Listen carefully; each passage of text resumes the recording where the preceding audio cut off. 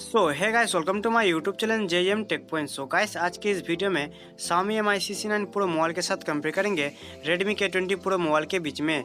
दोस्तों, ये दोनों मोबाइल के बीच फुल डिटेल्स कंपेयर करके देखेंगे कि आपको Xiaomi CC9 प्रो मोबाइल लेने के लिए इंडिया में वेट करना चाहिए कि आपके लिए Redmi K20 pro mobile best होगा। तो अगर ये दोनों मोबाइल के बीच फुल डिटेल्स कंपेयर वीडियो पसंद आए तो प्लीज़ लाइक शेयर कमेंट जरूर करना, और भाई का चैनल है तो प्लीज़ सब्सक्राइब करके घंटे जरूर बजा देना। तो दोस्तों चलो स्टार्ट कर लेते हैं आज का ये वीडियो।